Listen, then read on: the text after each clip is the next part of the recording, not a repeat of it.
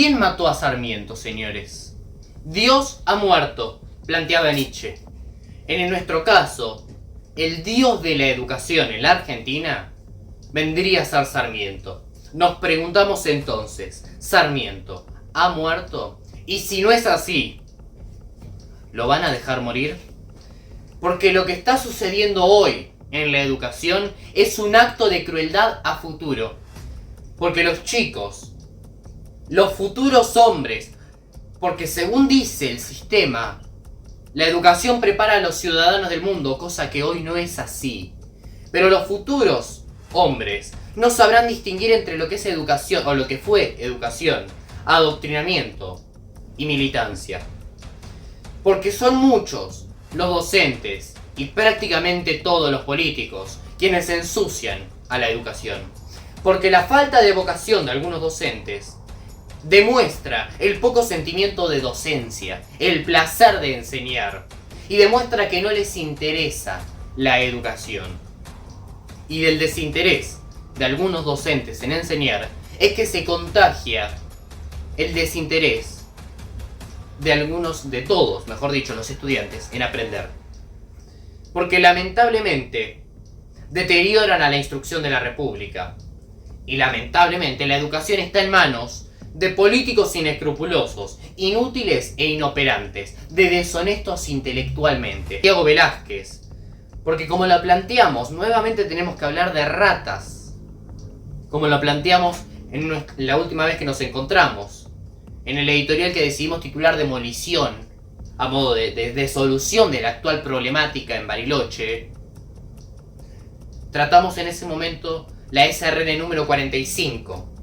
Hoy tenemos que hablar de dos colegios particularmente. Del colegio número 20 y del colegio número 44, que abarca tanto el colegio 44 como el colegio número 43 de San Carlos de Bariloche.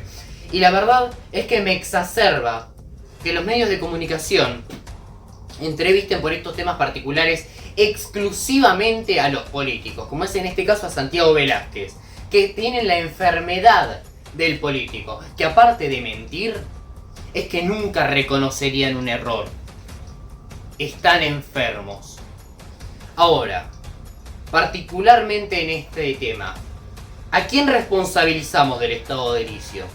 ¿A los alumnos que creen que es divertido rayar el pupitre, romper las paredes, que en el caso del colegio 44 son paredes huecas y por ahí es donde ingresan los roedores? ¿A los docentes que prefieren mirar hacia otro lado, fingir demencia respecto a las actitudes?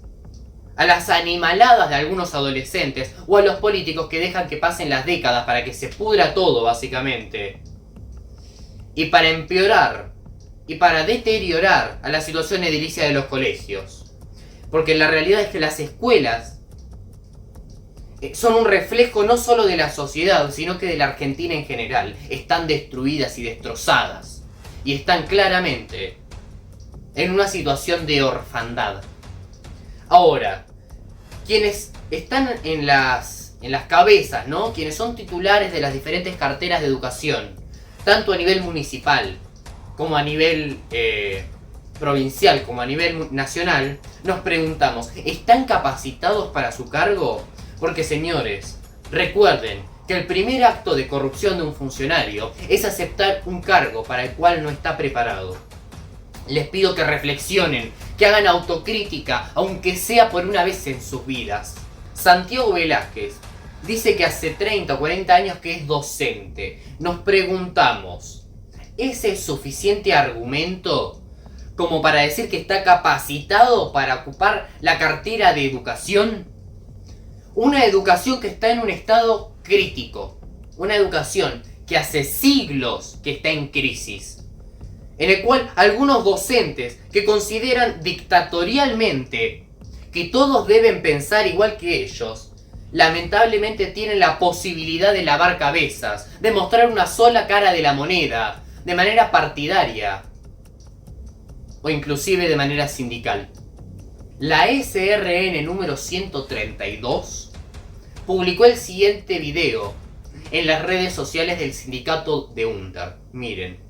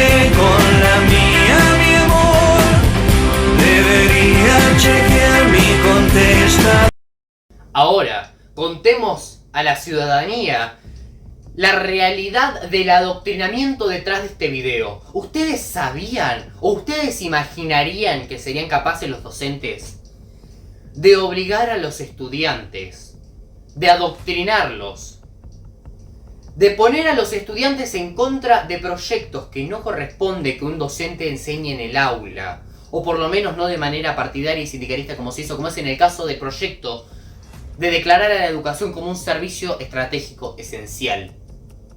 Ahora, ¿saben cuál era el programa que escribió una de las docentes de esta institución? Que vino de la idea de parte del sindicato docente para meter dentro de las aulas, para meter en la cabeza de los chicos, adoctrinándolos y lavando cabezas. Plantea el siguiente proyecto titulado Jornada de Reflexión.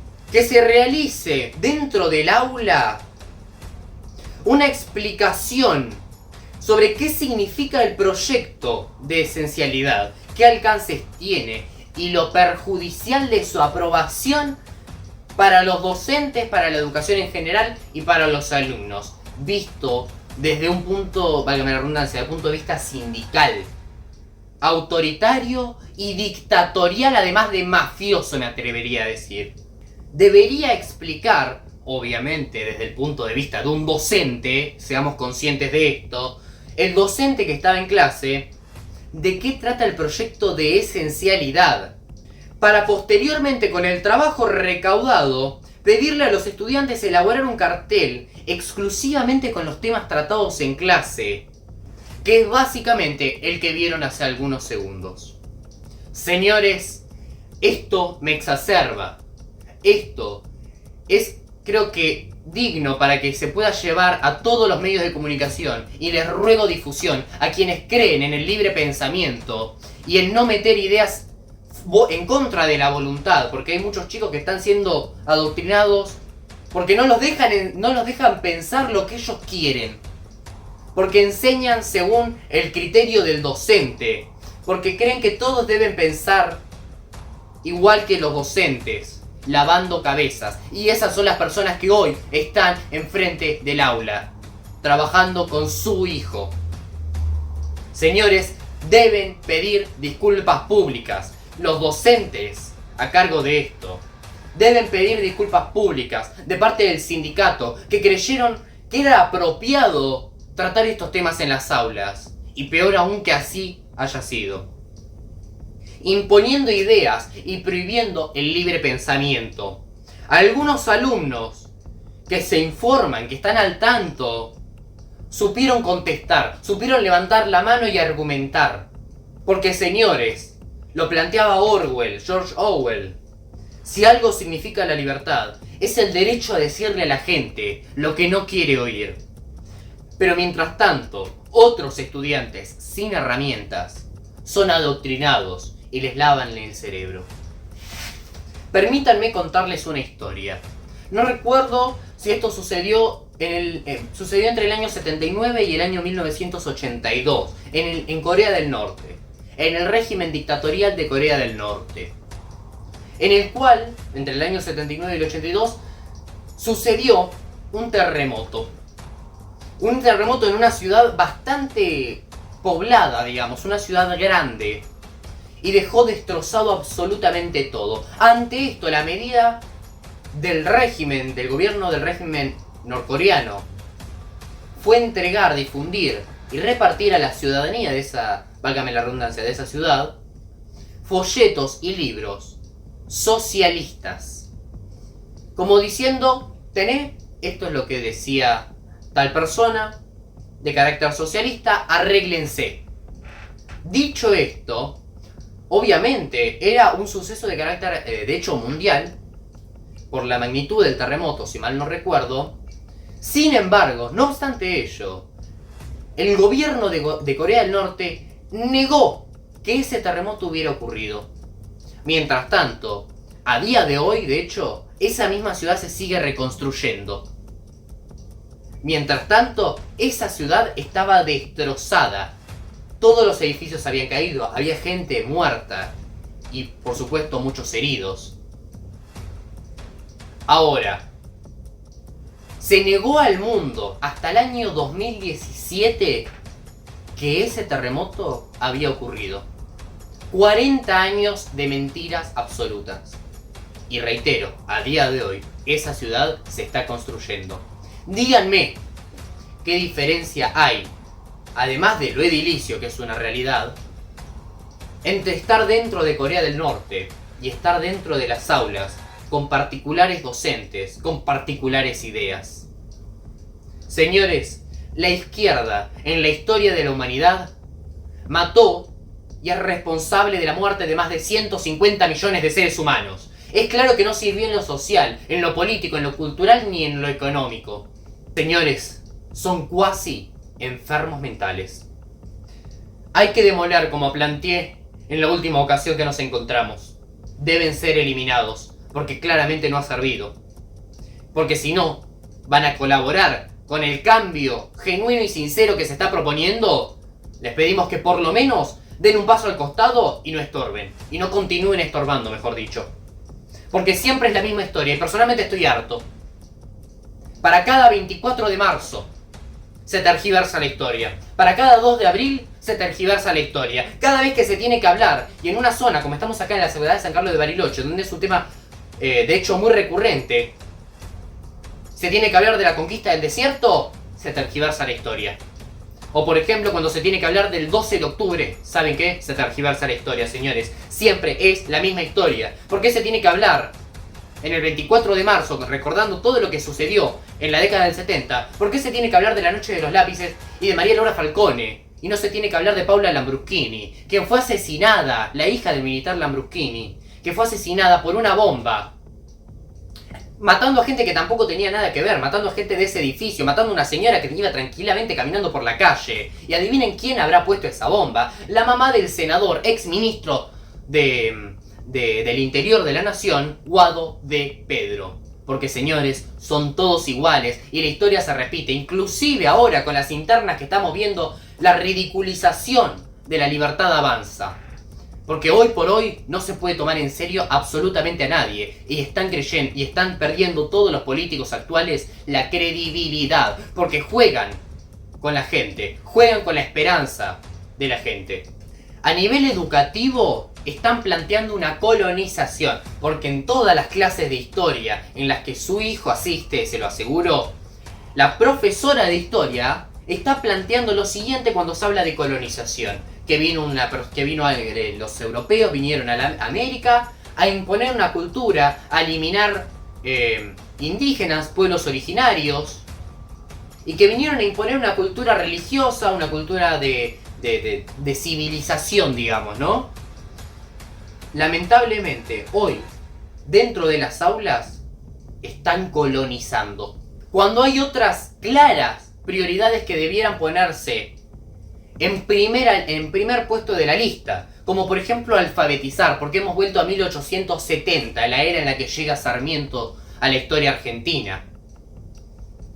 Porque lamentablemente hoy, a diferencia de 1870, siempre se tuvo que alfabetizar a la gente que no iba a la escuela por X o Y motivo, porque estaban en el campo, porque tenían otras actividades en su vida. Hoy, y por primera vez en la historia, tenemos que alfabetizar a quienes están dentro de las escuelas. El claro fracaso cultural y educativo de pésimas políticas públicas.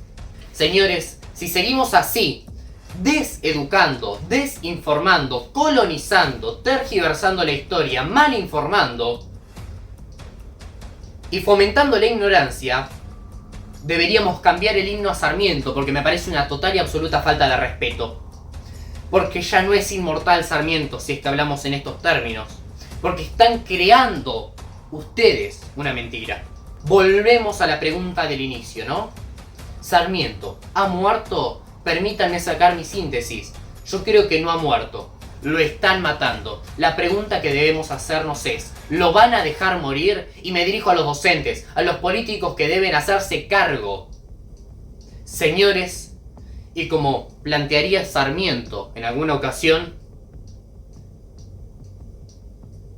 on ne tu può les idées. Bárbaros. Las ideas no se matan.